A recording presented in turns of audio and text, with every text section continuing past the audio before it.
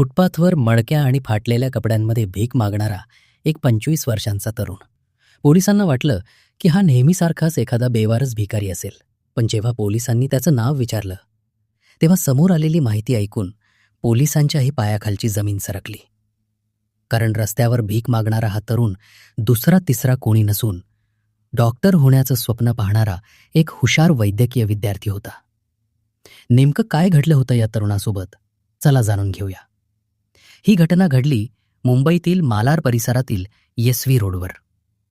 रोजच्याप्रमाणे beat marshal police गस्तीवर असताना एका कोपऱ्यात मळलेल्या कपड्यात बसलेला तरुण पोलिसांच्या नजरेस पडला. त्याच्या चेहऱ्यावर एक भीती होती आणि तो सतत एकच वाक्य पुटपुटत होता, मला फक्त गावी जायचंय. त्याच्या डोळ्यांतील ती अस्वस्थता पाहून पोलिसांनी त्याला मारहाण किंवा धाक न दाखवता प्रेमाने विचारपूस केली. जवळच्या टपरीवरून त्याला गरम चहा आणि खायला दिलं.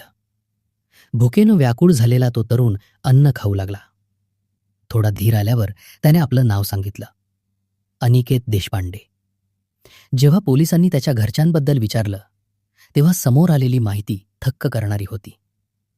अनिकेत नांदेड जिल्ह्यातील एका सुशिक्षित कुटुंबातील होता. त्याचे वडील शाळेत शिक्षक तर मोठा भाऊ सरकारी रुग्णालयात डॉक्टर.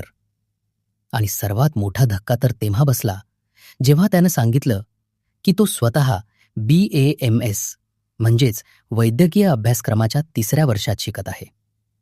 सुमारे 2 महिन्यांपूर्वी काही कारणांमुळे अनिकेत कोणालाही न सांगता घरातून बाहेर पडला.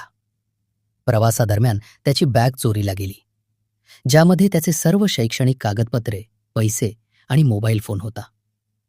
नव्या अनोळखी शहरात हातात पैसे नाहीत, मोबाईल नाही आणि घरच्यांचे नंबर पाठ नसल्यामुळे तो पूर्णपणे हतबल झाला. सततच्या मानसिक ताणामुळे आणि असहायतेमुळे त्याचं मानसिक संतुलन ढासळत गेलं आणि पोट भरण्यासाठी शेवटी त्याला मुंबईच्या रस्त्यांवर हात पसरण्याची वेळ आली. पण सुदैवाने मालार पोलिसांच्या सतर्कतेमुळे आणि संवेदनशीलतेमुळे या तरुणाला नवजीवन मिळालं.